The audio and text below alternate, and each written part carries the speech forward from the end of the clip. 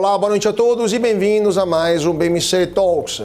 Hoje à noite o nosso papo será sobre política, sobre a conjuntura política no Brasil e também sobre um dos partidos que mais crescem no cenário político brasileiro e que já está governando um dos mais importantes estados do Brasil, que é Minas Gerais. Estamos falando do Partido Novo e hoje temos um convidado especial aqui nos estúdios da BMC, que é o presidente do Partido Novo, Eduardo Ribeiro. Eduardo, muito boa noite e muito obrigado por estar conosco hoje aqui na BMC. Boa noite, Carla. É um prazer estar aqui com vocês. Eduardo, vamos falar um pouco sobre o partido, sobre as tendências também para os próximos anos, mas eu vou direto ao ponto também para o nosso público entender melhor o que está acontecendo hoje no Partido Novo. Você assumiu o Partido Novo há alguns anos, após outra presidência do João Amoedo, que foi o primeiro presidente do Novo, e que acabou declarando voto para o Lula e acabou provocando a debandada de muita gente que saiu do Novo, muita gente ficou desiludida com o Novo, muita gente se questionou o que o Novo era, né? O que o partido tinha se tornado. O que mudou e o que está mudando no Partido Novo desde que você assumiu a presidência? De fato, Carlos, nós passamos por alguns momentos difíceis de 2020 até as eleições de 2022, em que havia, na verdade, duas filosofias diferentes no Diretório Nacional do qual eu fazia parte. E isso acabou, de certa forma, tendo um impacto no desempenho do partido nas eleições de 2022, só que em função de uma nova eleição de um novo Diretório Nacional que assumiu na metade do ano passado, de 2023, nós, do qual eu estou à frente, nós conseguimos fazer uma nova estratégia, implementar essa nossa filosofia de uma nova estratégia de gestão do partido, uma filosofia em que o Novo, na verdade, um partido que nós sempre sonhamos, de um partido que não tenha dono, de um partido que tenha uma governança mais horizontal, que seja mais democrático e principalmente que tenha ousadia, a ousadia de crescer, né? O Novo cometeu muitos erros no passado por não querer crescer, inclusive nas eleições de 2020. Em que disputamos em apenas 46 municípios, quando tínhamos condições de ir para centenas de municípios. E esses erros nós estamos corrigindo agora. Além disso, o Novo, quando ele surge lá em 2011, Carlos, ele vem com essa proposta também de não usar recursos públicos. Só que num cenário completamente diferente do que nós temos hoje. Em 2011, a imensa maioria, cerca de 75% dos recursos de financiamento de campanha eram privados, eram empresas e pessoas físicas, apenas 25% eram recursos públicos. Hoje, esse cenário mudou completamente. Mais de 80% dos recursos para uma campanha eleitoral são públicos. E nós perdemos essa batalha. Nos últimos 4 eleições, nós sempre lutamos contra o aumento do fundo eleitoral, contra o aumento do fundo partidário e sempre perdemos. E ao mesmo tempo em que regras foram sendo criadas para dificultar as doações de pessoa física, sendo que as doações de pessoa jurídica já foram proibidas lá em 2015. Então, todo o modelo que foi pensado lá atrás, ele se tornou inviável ao longo desse período e nós tivemos que tomar essa decisão também. Bom, será que insistimos em não usar e vamos acabar condenando o partido à não competitividade ou não? Reconhecemos que essa batalha a gente perdeu, vamos usar as mesmas armas, eleger pessoas e aí sim continuar lutando para derrubar o aumento de recursos públicos para partidos políticos. É isso que nós temos feito. Optamos pela segunda alternativa. E isso fez com que, juntamente com a profissionalização do Novo, nós estamos conseguindo crescer de uma maneira que surpreende até nós, né? Então, hoje estamos em mais de 300 municípios, com o potencial de chegar a 500 municípios nessas eleições de 2024. Pois esse ponto, pega esse gancho que você falou do crescimento do Novo. O Novo teve um número de inscritos considerável até 2019, 2020, mais ou menos, depois teve uma queda e agora está se tornando um dos fenômenos, né, de filiações, novas filiações, superou 50 mil filiações recentemente. Como que está acontecendo isso? É um boca a boca? É a turma que vê a atuação dos deputados do Novo no Congresso? Vocês têm um estudo para entender como que está acontecendo e como melhorar, como aumentar ainda mais o número de filiados? Sim, temos. Inclusive, nós fizemos investimentos para entender, na área de comunicação do Novo, para entender qual era o cenário e como nos comunicarmos melhor com o nosso público, com o nosso eleitor. E isso tudo teve um impacto também na adesão de novos filiados. Evidentemente que o desempenho da nossa bancada federal, seja na Câmara quanto no Senado com o senador Eduardo Girão, também colocou o partido num patamar de respeitabilidade, de credibilidade, porque temos parlamentares, apesar de poucos, corajosos e que estão enfrentando, sobretudo, os abusos do Supremo Tribunal Federal, do Tribunal Superior Eleitoral, que nós entendemos que cria uma insegurança jurídica muito preocupante para o Brasil nos próximos anos. Então, tudo isso tem trazido para o Novo essa imagem de credibilidade, de integridade e, sobretudo, de coragem. Somado ao fato de nós sermos mais ousados nessa estratégia pensando em 2024. Então, como eu falei, vamos possivelmente estar em quase 500 municípios. Isso dá a esperança, dá a chance para essas pessoas virem se filiar. Muitos que estão vindo hoje, na verdade, estão voltando. São pessoas que saíram no passado por causa dos problemas que nós enfrentamos, mas que voltam agora para poder disputar eleições para vereador e para prefeito e construir essa base, né, essa capilaridade que nós não tínhamos em 2022 e também teve impacto nas eleições de deputado federal, para que nós possamos chegar em 2026 com uma estrutura de base muito mais ampla para sermos mais competitivos, tanto para as eleições de deputado federal, para Senado, governador e até mesmo presidente da República. Vamos falar disso também, seja da estratégia eleitoral, das propostas para essas eleições municipais e depois de 2026, mas eu queria pegar um gancho também daquilo que você falou, lutar contra os abusos das Cortes Supremas, né, Cortes Superiores, não só do Supremo, porque temos também o Superior Tribunal Eleitoral, alguns momentos o STJ também. O Novo está sendo uma dos partidos, ou provavelmente o partido mais combativo, né, na denúncia desses abusos, principalmente o Marcel Van Hatten, lá na Câmara dos Deputados.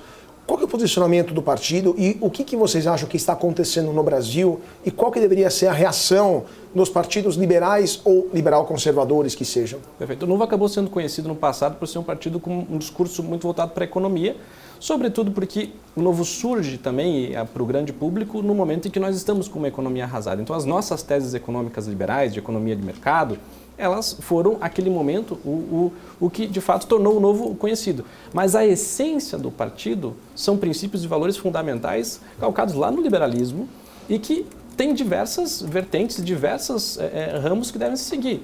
Um deles é a liberdade de expressão e são as liberdades civis, né? Hoje no Brasil nós estamos discutindo liberdades civis, não é nem questão de liberdade econômica, liberdades civis, de direito, liberdade de expressão, você se sentir seguro, né, de dar a sua própria opinião, parlamentares que estão tendo o seu direito de inviolabilidade violados, né, por suas opiniões, palavras e atos, como está na Constituição. Então, tudo isso cria um ambiente de insegurança jurídica que mal bem tem um impacto econômico também.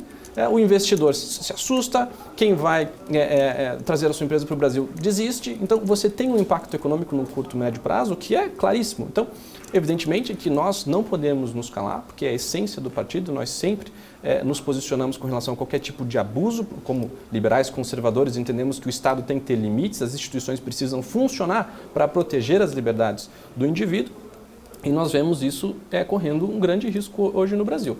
E aí, como estratégia que nós defendemos, não só no Novo, mas que outros partidos que estejam junto conosco ou que pensem semelhante a nós, ou formadores de opinião, políticos de forma geral, que nós temos uma missão, aliás, duas, né, para as próximas eleições gerais de 2026. Uma é que é imperativo vencermos o PT.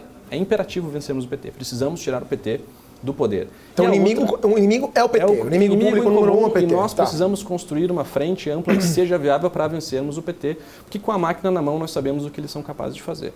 E o segundo é, sim, elegermos um Senado muito mais altivo e muito mais corajoso do que nós temos hoje para fazer frente a esses abusos do judiciário, da alta cúpula do judiciário, que é a função do Senado fazer esse contraponto. Por isso que o Marcel Van Hatten, que hoje é deputado federal e faz esse contraponto na Câmara Federal, é o nosso candidato ao Senado Federal pelo Rio Grande do Sul e estamos trabalhando para que ele seja um desses senadores. Espero que ele tenha condições, inclusive, de não só se eleger, que vai se eleger, mas também liderar essa nova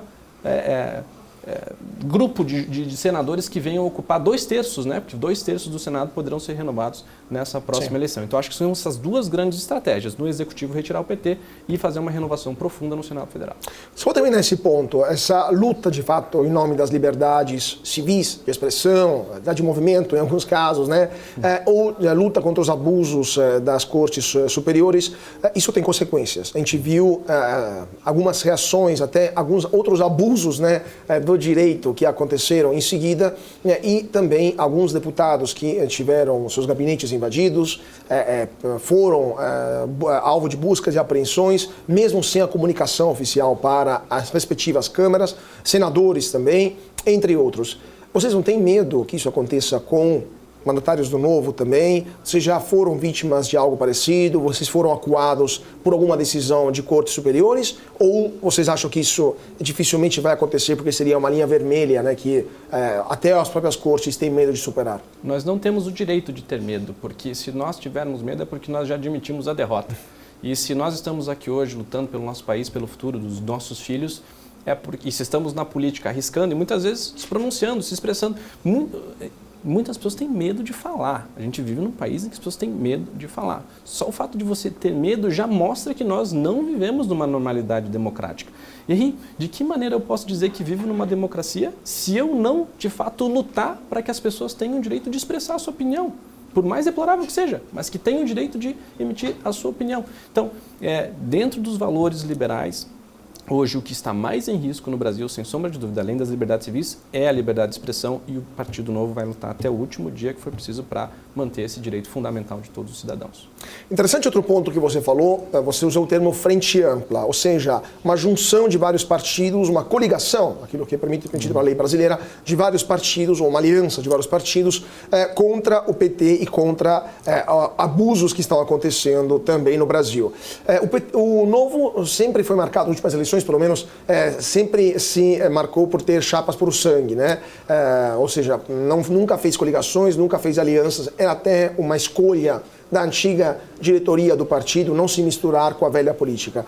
Isso vai mudar, já está mudando. Como que o Novo vai se comportar nas eleições municipais agora deste ano e em 2026 em relação a possíveis alianças ou coligações com outros partidos? Esse também é um dogma que foi vencido no partido, inclusive nas eleições de 2022. O Romeu Zema, foi feita uma coligação ampla para que ele pudesse ser reeleito e conseguimos, inclusive, uma vitória em primeiro turno, cerca de 8 ou 9 partidos. E até nisso nós inovamos, né? Fizemos um contrato de coligação, dentre os quais um dos critérios é que queríamos manter o mesmo secretariado técnico que havia sido parte da primeira gestão. E continuamos com praticamente todos os mesmos secretários. Uma outra mudança, porque alguém que seguirá uma outra carreira. Mas a lógica de manter secretariados técnicos, que é o que tem dado resultado para a gestão, se manteve e os partidos apoiaram. Ou seja, é possível fazer construções republicanas. Havia-se uma ideia equivocada no partido de que só poderíamos nos coligar com partidos que pensassem exatamente igual ao Novo. Mas eu defendo que se existe um outro partido que pensa exatamente igual, eu ia propor uma fusão, não uma coligação, porque a coligação pressupõe que você tem diferenças, só que você tem um adversário em comum de um contexto eleitoral, né, e que precisa ser levado em consideração. Então, hoje isso já está totalmente pacificado dentro do partido, fizemos uma coligação em 2022 e faremos coligações nas eleições de 2024 e muito provavelmente vamos trabalhar para construir uma coligação de uma frente ampla, como eu falei, que seja viável para vencer o Lula e o PT.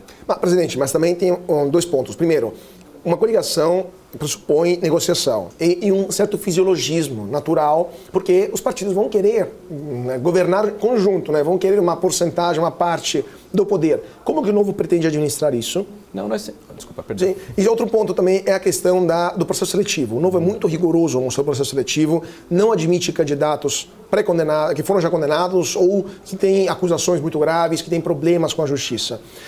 Não todos os partidos, aliás, é o único partido que faz isso. Como fazer coligações, alianças com partidos onde não tem essa mesma severidade, né, essa seriedade levada até as extremas consequências e onde é possível ter uma coligação com pessoas que às vezes só têm impresentáveis, né? Então, como juntar o fisiologismo e vamos dizer assim, a maior seriedade do Novo na escolha de candidatos? Nós gostaríamos que os outros partidos, inclusive, nos levassem como exemplo, né? E que, de alguma maneira, pudéssemos ser exemplo para eles, mas sabemos que não podemos impor a nossa governança, as nossas regras de compliance aos outros, entendemos, paciência, é democrático. Agora, na formação de um governo, o Novo não é refratário à ideia de ter outros partidos, inclusive membros de outros partidos, compondo secretariados, contanto que tenham a integridade, o histórico de integridade e probidade, que é uma exigência nossa para participar de qualquer governo, que tenham a competência e condição técnica para tocar aquela pasta, né, que não seja uma pessoa que não entenda nada do assunto, porque isso, no fim das contas, acaba servindo apenas como um castelinho político. E terceiro, que esteja alinhado à agenda que venceu. Se a agenda que venceu é uma agenda liberal, é uma agenda de redução do tamanho do Estado, é uma agenda que busca mais segurança jurídica e defesa da propriedade privada, então todas as pastas têm que seguir essa agenda. Não importa muito de qual partido é, contanto que atenda a esses critérios, nós estamos completamente abertos para construir uma aliança republicana em torno de um governo. Outro ponto também, a questão, pegando o gancho agora, da pauta liberal. O Novo é o único, provavelmente verdadeiro partido liberal no sentido acadêmico do termo, no sentido ideológico do termo, do Brasil. E esse liberalismo é um liberalismo prevalentemente econômico e, pelo menos até o momento, tinha um pouco espaço para pautas de costume, que na política brasileira são muito importantes, acabam, infelizmente, sendo até mais importantes do que as pautas econômicas, porque são mais compreensíveis para a maioria da população. Está mudando algo no Novo? O Novo está começando a se posicionar mais em pautas de costume, porque, por exemplo, o senador Girão é um senador que tem um posicionamento contra o aborto muito claro, né?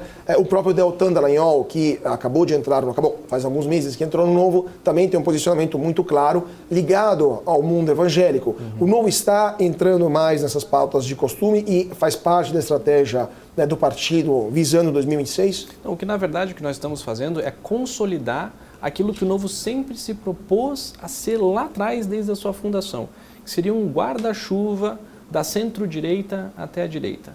E diversas vertentes que concordam em praticamente tudo, têm totais condições de atuar junto no partido. Nós temos libertários, como o nosso deputado federal Gilson Marques, liberais clássicos, conservadores, como Girão, conservadores clássicos ou de tradicionalistas religiosos. Então, é perfeitamente possível que nós tenhamos todas essas vertentes atuando junto e, eventualmente, com algumas diferenças, mas votando junto em mais de 95% dos casos. De novo, contanto que os valores fundamentais sejam os mesmos, nós precisamos estar no mesmo partido.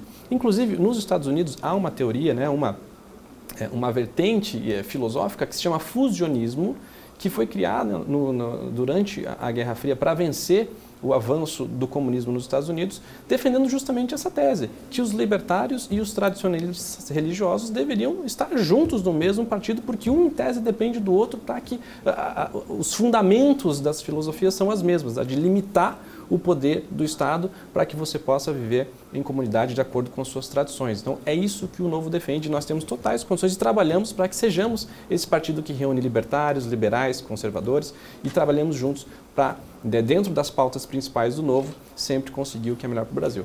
Isso assim, só para terminar esse assunto, telegraficamente, isso também não é fácil, porque, por exemplo, em casos de libertação das drogas, os libertários vão ter um posicionamento muito mais aberto para a libertação das drogas, enquanto os conservadores serão duramente contrários. O Novo também sabe que vai ter que enfrentar esses embates internos, você já tem mecanismos de discussão, como vai funcionar isso? Sempre deixamos isso como uma questão de foro íntimo, e até se formos fazer um levantamento de quais são as matérias que são votadas, de fato, no dia a dia de uma Câmara Legislativa, de uma Assembleia, ou seja, qual for, isso corresponde a muito pouco do que, de fato, é. A grande maioria dos temas se diz respeito à economia e estrutura de Estado, que é onde nós vamos concordar 95%, 98% das vezes. Aquilo que é, de fato, de foro íntimo, nós não avançamos, nós deixamos para cada um defender as suas pautas e todos têm as liberdades para defender essas suas pautas. Presidente, outro ponto também, o senhor falou de economia, também a economia brasileira está enfrentando uma série de problemas até que a gente está entravendo no futuro, como por exemplo excesso de gastos públicos, um aumento da carga tributária, problemas também de interferência do governo na economia do país, especialmente empresas estatais ou de empresas que já foram estatais, que o governo não entendeu que foram privatizadas, e até de empresas privadas, onde o governo está colocando ministros ou ex-ministros no conselho de administração ou até ex-ministros que quer colocar no comando da empresa, penso na Vale, por exemplo, com o ex-ministro Guido Mantega. Qual que seria a solução que o Partido Novo, caso ganhe as próximas eleições de 2026, daria para evitar que isso volte a acontecer no futuro? Porque as eleições, o tempo de mandato são 4 anos. O Novo pode até governar por 4 anos, mas depois tem outro pleito, pode ganhar ou perder. Para evitar que esse problema volte a acontecer e a economia brasileira volte a ser prejudicada, como foi no passado, durante o governo Dilma, por exemplo, qual que é a solução? Privatizar tudo? Privatizar ou criar leis até constitucionais que impeçam que o governo interfira na economia? Qual que seria a ideia do Novo para evitar esse tipo de problemas? Acho que o grande começo seria uma sinalização muito clara para o mercado e para o mundo que o Novo iria adotar uma economia liberal de abertura de mercado e também de privatizações. nós tentamos ter uma lei das estatais e ela, apesar de ter sido aprovada na Câmara, no Senado, ela foi questionada juridicamente, ela foi praticamente desfigurada pelo Supremo Tribunal Federal para permitir que novamente fossem indicados agentes políticos para os cargos de conselho e de diretoria. Então, as nossas leis e aí eu volto para o problema que nós temos de insegurança jurídica, que é uma das questões que precisam ser atacadas no futuro próximo, de nós também renovarmos e trazermos bons ministros, indicarmos bons ministros que tenham a idoneidade e a isonomia para defender de acordo com a legislação e não de acordo com a seu bel prazer, como tem acontecido nas últimas decisões, inclusive que acabou com a lei das estatais. Mas o novo, em tese, daria essa sinalização para o mercado, buscaria a desestatização, a privatização das estatais, talvez seja o melhor caminho, mais seguro do que uma lei das estatais seria privatizar as estatais e tirar do Estado o poder de fazer essas nomeações e de instrumentalizar as estatais em favor do governo, que para nós é um absurdo e a gente está vendo que está acontecendo tudo de novo, os mesmos erros do passado sendo repetidos e colocando em risco não só as estatais, mas a economia do Brasil como um todo. E interessante esse ponto, só para voltar também à questão dos abusos de poder. O Marcel Van Hatten, ele propôs uma CPI de abuso de poder, principalmente contra decisões monocráticas tomadas pelo ministro do STF, Alexandre de Moraes. Se o Novo ganhar uma bancada no Senado, por exemplo, nas eleições de 2026, considerável, uma bancada na Câmara considerável, essa CPI vai acontecer, de fato é necessário, eventualmente, abrir um processo de impeachment, na sua opinião, contra ministros que foram ultravires, que foram além do que o direito prevê nas suas atribuições e nas atuações, evidentemente, não só anticonstitucionais, mas claramente ilegais. É necessário retirar alguns ministros? Seria necessário, na sua opinião, retirar alguns ministros do STF? Eu entendo que sim. Eu entendo que essa deva ser uma das prioridades para que nós possamos reequilibrar os poderes e dar uma sinalização forte de que não vamos admitir mais, enquanto sociedade, que o Supremo Tribunal Federal avance sobre as prerrogativas de legislar, que é do Congresso Nacional. A atuação do Marcel Van Hatten, que foi heróica ao conseguir, num ambiente difícil, até de certa forma perigoso, hostil, conseguir coletar 171 assinaturas para abrir uma CPI de abuso de autoridade na Câmara, porque o Senado não teve coragem de abrir, demonstra, de novo, a altivez e a coragem do Novo de enfrentar os problemas na sua raiz.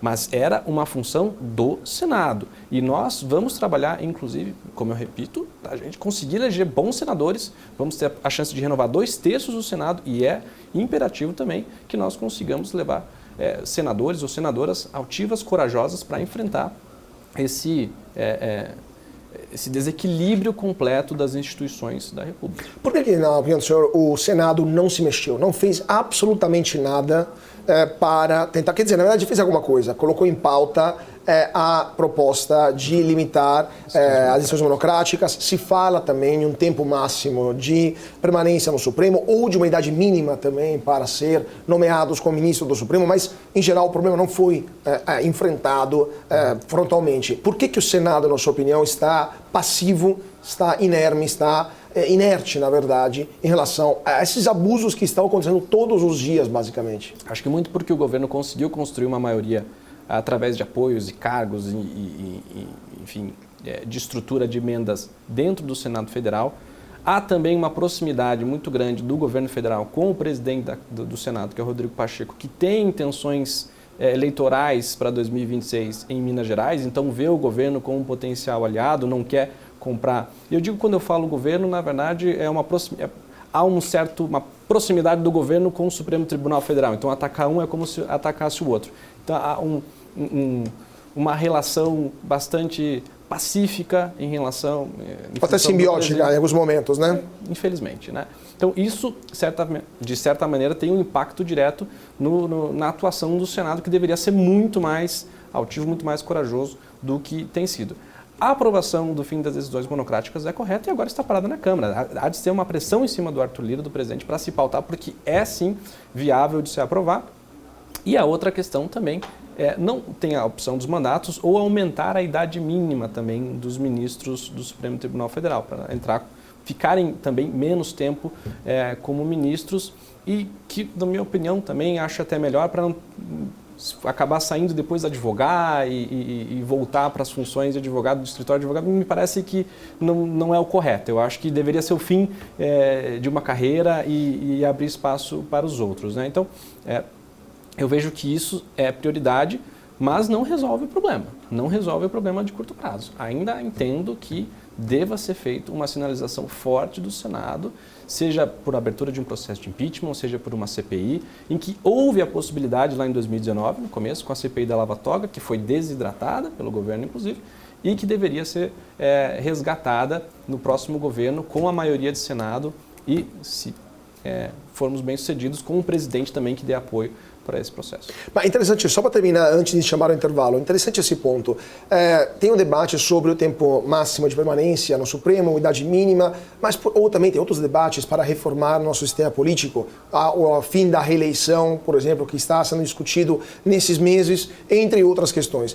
Mas é interessante notar como nos Estados Unidos, por exemplo, que são um benchmark, né, são um exemplo mundial de estabilidade democrática, de equilíbrio entre os poderes, etc., temos uma Corte Suprema onde os juízes são vitalícios e temos uma possível reeleição, temos algumas coisas que no Brasil queremos eliminar. O senhor não acha que o problema não é tanto nas regras que a gente vai criar ou não, ou eliminar, mas o problema é no costume, o problema de ética, de moral aqui no Brasil, ou seja, as regras são inúteis se a população, os políticos não têm vontade moral para respeitá-las. Temos um problema maior, de um problema assim, quase moral, acho que é a palavra certa, né, para resolver antes do que o problema jurídico? Eu acho que anterior a isso nós temos uma questão de origem, até da formação dos dois estados, elas foram muito diferentes. Os Estados Unidos foram formados de baixo para cima. As províncias formaram a União, tanto que o nome é Estados Unidos da América. Então, eles delegam um poder limitado à União, ao Tribunal Superior, e têm essa liberdade e cultivam essa liberdade e independência de seus estados, dos seus municípios. No Brasil é o contrário, nós começamos com um império, um estado unitário que depois é dividido em províncias e que depois é dividido em estados, e o poder é delegado da União para os estados. Então os estados e os municípios têm muito pouco poder, e o cidadão também se vê com muito pouco poder, e nós temos uma cultura histórica de concentração muito grande de poder na capital, seja dos políticos, seja do presidente, ou seja dos tribunais superiores. Então, não acredito que seja uma questão de costume, mas uma questão de impotência, de sensação de impotência da própria população de brigar. E eu acho que é um pouco nessa seara que o novo surge para conseguir trazer pessoas que pensem assim, que tenham essa visão de mundo, né, de liberdades e de redução de tamanho de Estado, para que nós possamos ocupar esses espaços de poder, chegar a esses espaços de poder com essa consciência, com essa visão de mundo, capaz de reduzir o próprio poder para devolvê-lo para a ponta. Eu acho que esse é o caminho, é o único caminho que nós temos que conseguir. Claro. Presidente, vamos voltar a falar sobre esse ponto da ética e da moral, mas antes disso, vamos para um rápido intervalo, 2 minutinhos, e já voltamos com o nosso Talks desta semana para falar de política com o presidente do Partido Novo. Então não saia daí porque voltamos já já.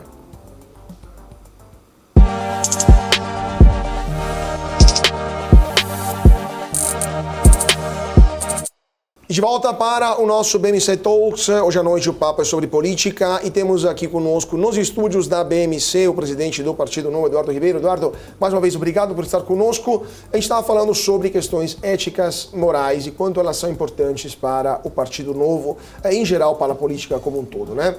Mas o Partido Novo, ele sempre se destacou nesse aspecto. Temos um caso recente da Prefeitura de Campinas, que é uma prefeitura importante, é uma das maiores cidades e maiores PIBs do Brasil, onde toda a Assembleia, a Câmara Municipal, foi investigada por abusos no uso do dinheiro público. Somente um vereador não foi investigado, que é o vereador Paulo Gaspar, do Partido Novo. Nunca houve casos na história do partido, salvo engano, me corrija se estou errado, de casos de corrupção, casos de rachadinha, casos de mau uso do dinheiro público, casos de financiamentos ilícitos da campanha eleitoral, entre outras coisas. E o Partido Novo, de fato, se posiciona de forma muito diferente dos outros partidos onde, vimos em Campinas, é absolutamente transversal, esquerda, direita, centro, o uso errado, né, do dinheiro público. Quanto que isso vai ser importante e vai ser relevante na seleção dos candidatos para as eleições de 22 e as eleições 24, aliás, e as eleições de 26? Não, essa é a premissa básica dentro do Novo, né? A integridade é o valor fundamental para qualquer pessoa que venha fazer parte do partido. Inclusive, nós somos o único partido que faz um background check, né? Análise de antecedência de todos os candidatos. A gente puxa a capivara de todo mundo e se tiver alguma bandeira vermelha a gente já tira, se tiver uma bandeira amarela a gente senta para entender, mas nós nos preocupamos muito com quem entra. E uma vez eleito, nós temos toda uma estrutura do partido que, além de apoiar os mandatos, inclusive também fiscaliza. Nós fazemos a nossa própria fiscalização dos nossos mandatos, que é o produto do partido, né? Que são os políticos eleitos, de contratos, de contratações para os gabinetes, dos projetos de lei, da forma como está votando. Tudo isso é monitorado pelo partido para garantir que nós tenhamos excelência, de fato, daquilo que nós nos propusemos a fazer. E, obviamente, que isso está tendo resultado, porque, como eu disse, eu gostaria muito que os outros partidos se inspirassem em nós e usassem os mesmos mecanismos de integridade, de controles internos. Isso não é possível, por isso que acontecem situações semelhantes, né? Não é o único caso, né? Em diversas outras câmaras legislativas, alguns vereadores acabam sendo investigados, presos, e os do Novo nunca estão envolvidos. Nós nunca tivemos um caso de corrupção do partido. Pelo contrário, inclusive, muitas vezes nós somos o vetor que leva e faz as denúncias para o Ministério Público, inclusive provoca, muitas vezes, investigações e prisões de parlamentares, de políticos que estejam envolvidos em casos de corrupção. E também a questão do posicionamento do partido em pautas, vamos falar um pouquinho de política externa também, porque isso é relevante. O Brasil acabou se alinhando no governo atual com regimes não democráticos. Então, Venezuela, Cuba, Nicarágua, entre outros, mas também a China.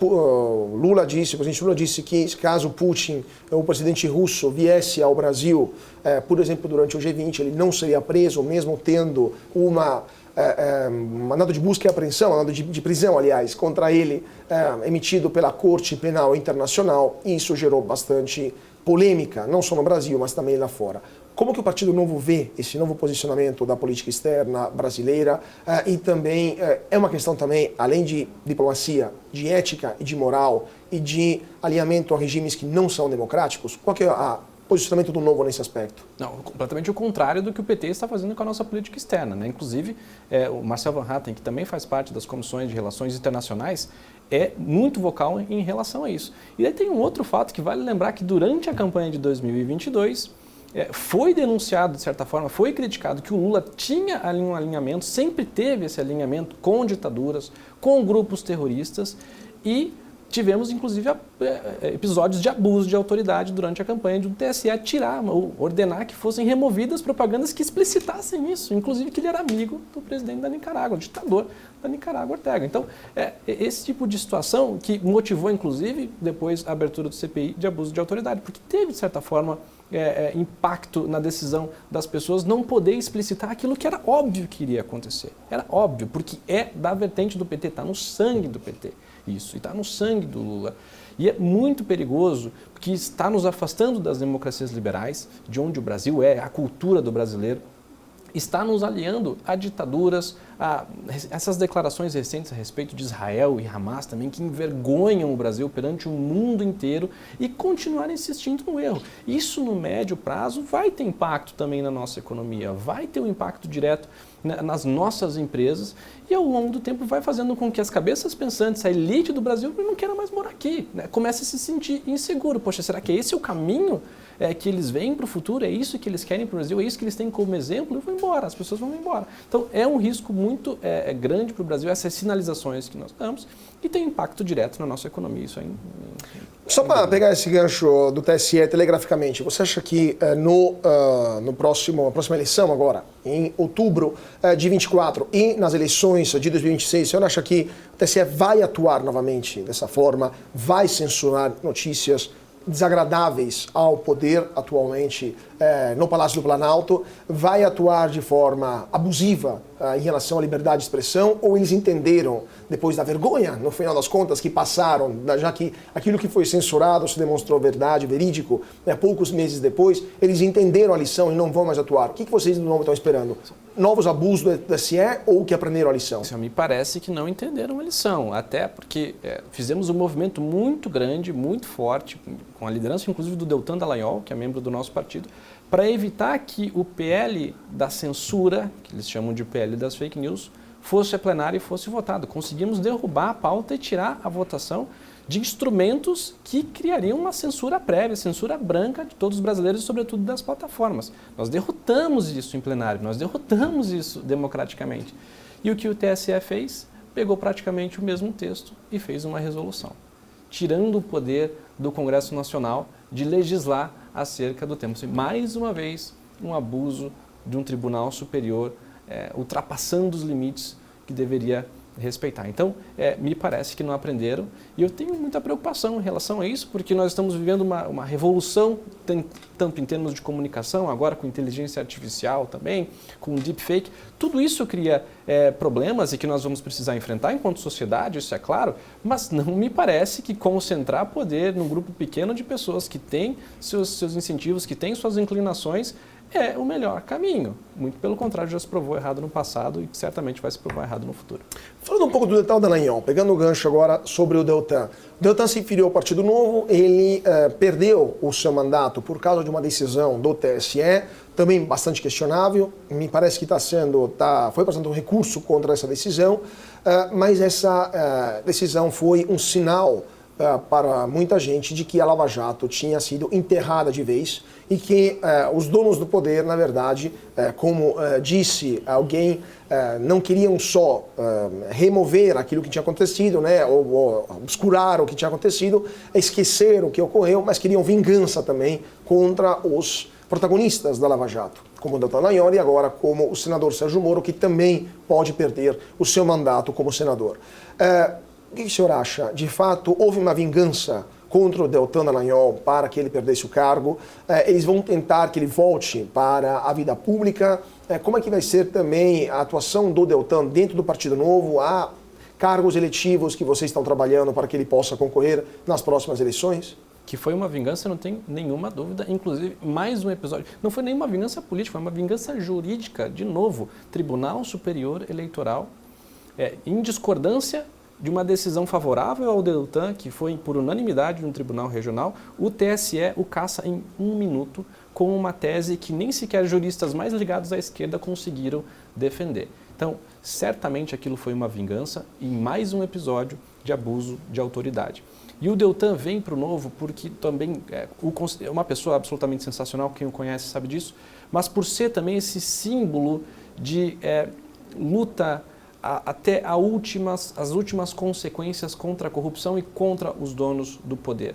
E hoje nós não vemos apenas uma vingança em relação à Lava Jato nas figuras do Deltan Dallagnol, do Sérgio Moro, mas também todo um revisionismo histórico, com o ministro Dias Toffoli perdoando multas bilionárias de empresas que confessaram seus crimes e aceitaram pagar as multas. Então, assim, é um completo absurdo que nós estamos vivendo no Brasil, né? E o Deltan é uma daquelas pessoas que não precisaria disso. Poderia ter ido embora, poderia advogar, poderia fazer qualquer outra coisa, mas ele decidiu ficar na política, escolheu o Novo, que é a casa dele, para continuar lutando, que nós temos certeza que mais cedo ou mais tarde nós vamos vencer, mas continuar lutando para a gente conseguir livrar o Brasil desse autoritarismo que nós estamos vivendo agora e conseguimos ter um país mais livre.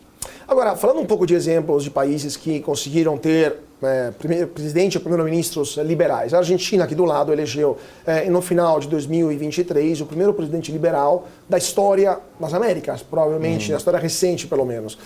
O Javier Milei ganhou as eleições em coligação no segundo turno com a direita tradicional da Argentina, direita peronista, por sinal, em alguns aspectos. O Milei é um exemplo para o Partido Novo. Vocês olham para o que foi feito durante a campanha do Milei, durante a atuação dele como deputado federal também na Argentina, como exemplo, ou aqui no Brasil as coisas são um pouco diferentes? Não, certamente é um exemplo, né? Inclusive, é uma das correntes que o Novo tem, a corrente libertária, que é uma corrente que o Milei defende, de escola austríaca, né? de atuação de um Estado mínimo e, sobretudo, uma responsabilidade fiscal bastante rigorosa, que é o que ele tem feito. E ele provou a tese de que não havia espaço para gradualismo na Argentina. O que o Macri tentou e não funcionou, ele não tentou de novo. Né? O Milei, ele de fato vem com tudo, com uma política econômica bastante ousada e consegue superávites importantes, consegue a redução de um déficit importante num período muito curto que ninguém imaginava. Vai ter desafio? Certamente vai ter desafio. A Argentina é um país que está praticamente infestado nas suas instituições pelo peronismo há décadas. É natural que ele enfrente resistências. E talvez o perfil dele seja necessário naquele momento de enfrentamento, né, de certa forma ter antissistema, mas é um antissistema bastante pragmático, porque, como você disse, ele traz a centro-direita, a direita macrista, para fazer uma aliança que ele poderia simplesmente ignorar, mas ele traz para conseguir espaço tanto na Câmara quanto no Senado e aprovar as suas medidas. Vai ser difícil? Vai. Mas o que ele tem conseguido até agora, com pouco tempo, é bastante promissor. E é evidente que nós estamos olhando, porque, como eu disse, é uma linha que o Novo sempre defendeu, sempre defende, e nós queremos que ele tenha sucesso, temos certeza que ele vai conseguir. Só telegraficamente também para terminar esse aspecto. 2 meses e meio, 3 meses agora de presidência do Javier Milei, 4 meses já, aliás, e o Milei cortou centenas de milhares de cargos públicos, reduziu o gasto público, tanto que em janeiro e fevereiro teve superávit vultuosos que surpreenderam o mercado. A inflação voltou a ser controlada, ficou abaixo de um dígito no último mês, graças também a essa redução dos gastos públicos, e ele está tentando privatizar todas as empresas, inclusive a companhia aérea, a Aerolíneas Argentinas, que por sinal queria vender para os próprios funcionários daqui, os sindicatos se opuseram. O Novo faria exatamente a mesma coisa, corte brutal de gastos públicos, corte brutal também de funcionalismo público, privatização de tudo aquilo que é privatizável, ou teria algo aqui no Brasil que não dá para fazer ou que deveria ser diferente? Não, eu faço um paralelo com o que nós já fizemos em Minas Gerais, que a eleição do Romeu Zema colocou à prova as nossas teses e, de fato, nós fizemos exatamente isso. Como primeira medida, no primeiro ano de mandato do Romeu Zema, em 2019, se juntarmos cargos de nomeação direta do governo, autarquias e estatais, nós cortamos 50 mil cargos. 50 mil cargos no estado de Minas Gerais, que estava completamente falido. Nós colocamos uma equipe absolutamente técnica para fazer a revisão de todos os contratos, a ponto de renegociarmos os contratos das rações dos cachorros da Polícia Civil de Minas Gerais e conseguir uma redução significativa, como qualquer gestor faria numa situação de pegar um estado, uma instituição falida como era Minas Gerais. Pegamos um estado que tinha 11 bilhões em déficit e entregamos nos últimos anos com um superávit de 2 bilhões. Isso sendo o estado mais transparente do Brasil, com a melhor segurança do Brasil, maior taxa de resolução de homicídios do Brasil e com os melhores índices de educação em crescimento, com a melhor média do Enem, e com o maior número de criação de vagas de ensino técnico, com o dobro de vagas do que São Paulo, de fato, conseguiu criar no mesmo período. Então, Minas, não à toa, hoje, consegue sair de 8,5% de participação do PIB para 9,2%, caminhando para passar o Rio de Janeiro e se tornar a segunda economia do país, com a quantidade de investimentos que nós estamos conseguindo trazer para Minas Gerais, porque foi feito algo muito semelhante por lá. Um estilo diferente, não é o estilo do Milei, é o estilo do Romeu Zema, mas que tem funcionado. Questão de segurança pública também, pegando um gancho do que o senhor falou agora, vai ser o tema central da campanha eleitoral, pelo menos nas grandes cidades brasileiras, São Paulo, Rio de Janeiro, que infelizmente uma tragédia, né? É um problema crônico por lá. Em São Paulo, é um problema muito mais percebido hoje pela população. São Paulo, a única cidade do estado de São Paulo onde a criminalidade está subindo ao invés de diminuir, mas outras cidades também, grandes cidades do Brasil, enfrentam um problema grave de segurança pública.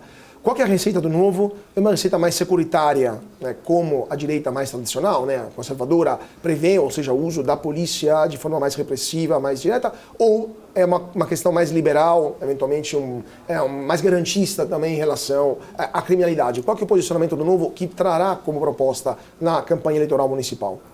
Ainda que seja a maior função do governo federal e do governo estadual a questão da segurança pública, os municípios têm que cumprir o seu papel. E aqui eu uso um exemplo com a própria cidade de São Paulo. A cidade de São Paulo gasta apenas 1% do seu orçamento com segurança pública. A nossa pré-candidata a prefeita, Marina Helena, propõe que se triplique esse valor e que se duplique, no mínimo, a quantidade de efetivo hoje da Guarda Municipal, para que nós tenhamos, além da Polícia Estadual, mais agentes na rua para inibir o crime de qualquer natureza. Então, paradoxalmente, o aumento do funcionalismo público no caso da segurança pública, né? Nesse caso, nós entendemos que sim, porque talvez se tem uma função primordial do Estado é garantir a segurança física, patrimonial dos contratos das pessoas. Então, é um investimento que deve ser feito. Não é prioridade, infelizmente, no Brasil, e quando é mal feito. Agora, existem questões estruturais que também precisam ser discutidas em âmbito de Congresso Nacional. A redução da maioridade penal, as audiências de custódia, nosso sistema prisional e toda a filosofia que nós temos também no judiciário, que talvez seja garantista demais, né? Então nós temos hoje um país que prende mal, não consegue sequer, durante a gestão PT, manter pessoas presas em presídios de segurança máxima. Qual é o grau de segurança, de percepção de segurança que você dá para uma sociedade como a nossa? É óbvio que isso vai estar sempre nas pesquisas de opinião como o maior problema do Brasil. É óbvio, é a insegurança que a gente tem de entrar na rua, de esconder o seu celular. Não é possível que nós tenhamos normalizado isso, né? Então, é evidente que o Novo defende que o Estado tenha, sim, participação, investimentos, tanto em tecnologia quanto em informação, mas que o município também cumpra o seu papel. E como eu falei, em Minas Gerais, nós tivemos uma grande oportunidade, inclusive com o Rogério Greco, nosso secretário de Segurança, por não ser cargos loteados politicamente, fazer uma integração da Polícia Militar com a Polícia Civil, que nunca houve no passado, usavam inclusive sistemas diferentes. Veja como é que você consegue fazer uma gestão de segurança, essas duas polícias fazem, inclusive o Ministério Público, todos com sistemas diferentes.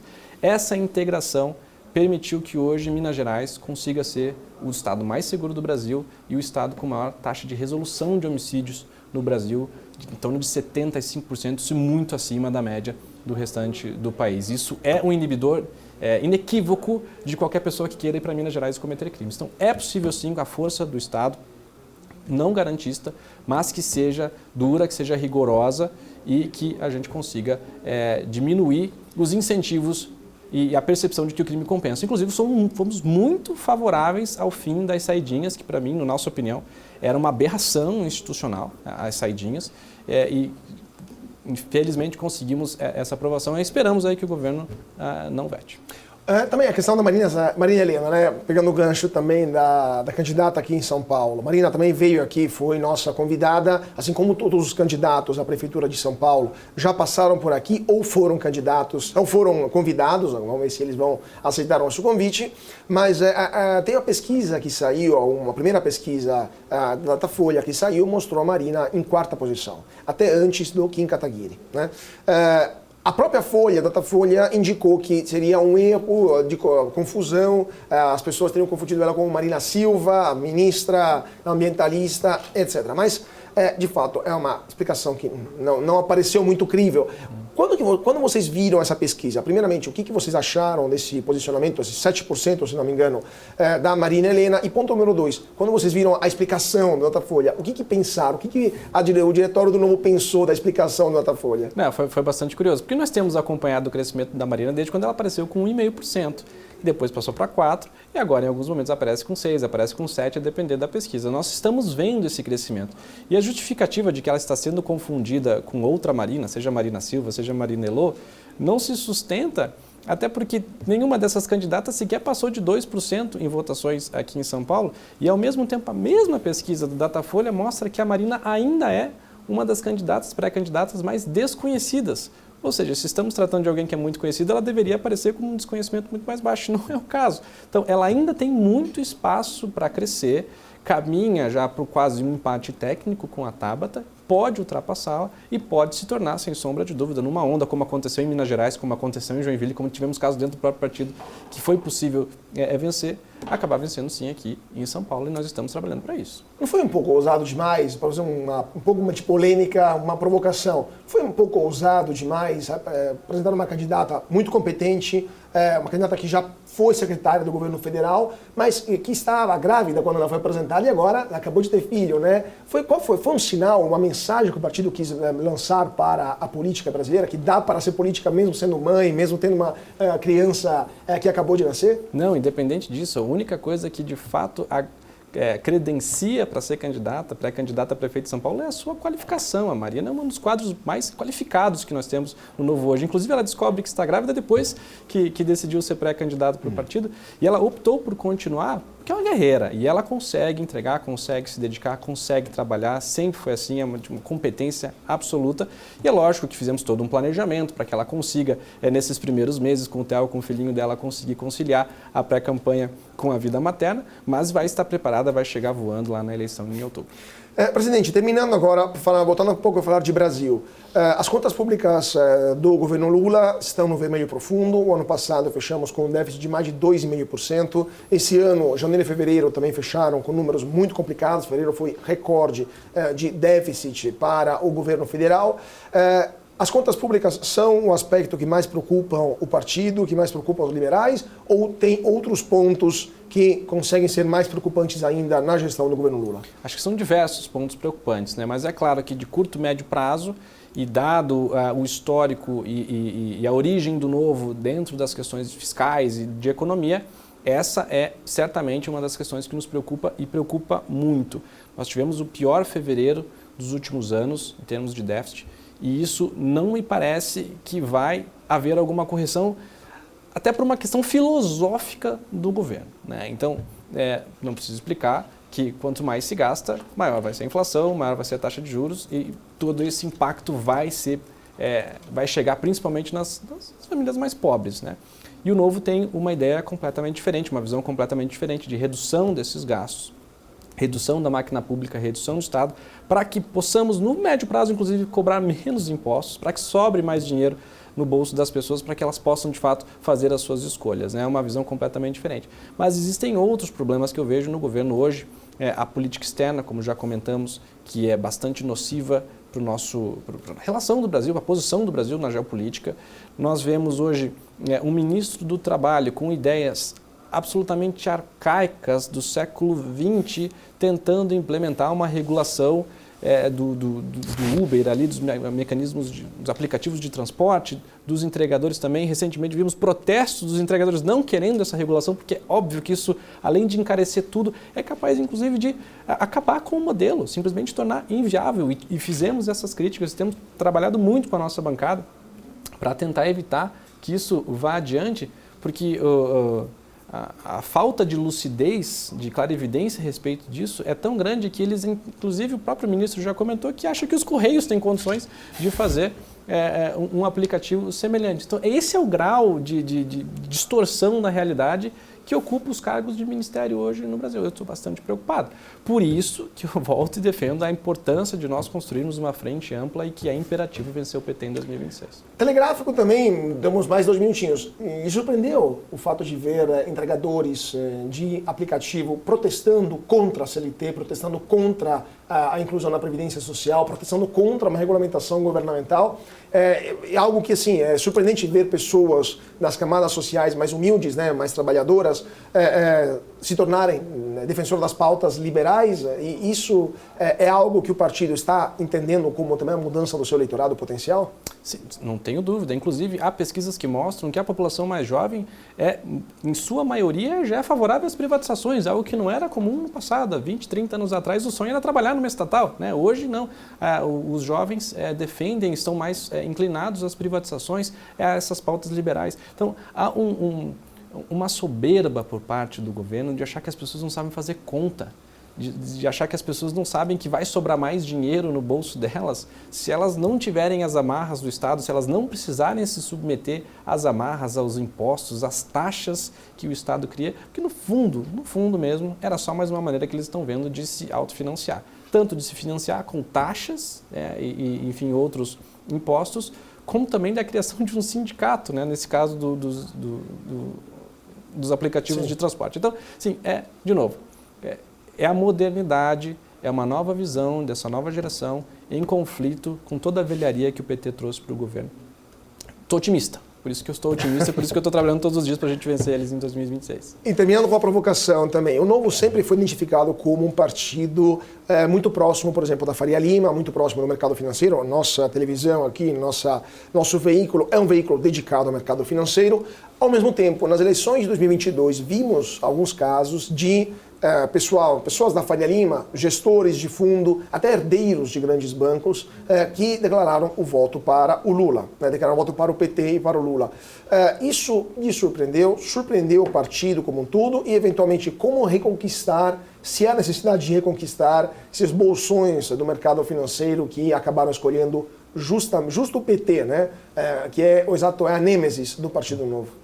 Infelizmente, eu acho que muita gente acabou caindo numa cilada de um discurso bonitinho, mais uma vez, né? O mesmo lá de 2022, mas aquele discurso bonitinho de defesa da democracia, o que é uma grande mentira. A grande ameaça à democracia hoje no Brasil é o PT e o consórcio com os abusadores do poder que nós temos hoje por todo o país. Então, me preocupa bastante que essa tenha sido uma decisão no passado. Espero que revejam, espero que voltem, espero que nós possamos, inclusive, construir lideranças novas, que acho que é um momento também de o Brasil apresentar novas lideranças, e temos governadores que estão emergindo, que têm totais condições de liderar um processo presidencial, que seja um guarda-chuva maior, no sentido de abarcar mais pessoas, e eu tenho confiança de que esse é o caminho. E as pesquisas de opinião mostram isso, né? A popularidade do Lula caindo, ele trazendo aquele Lula raiz sindicalista mais uma vez, mostrando de fato o que ele pensa, e a população abrindo os olhos para o que tem acontecido, não só no desempenho da economia,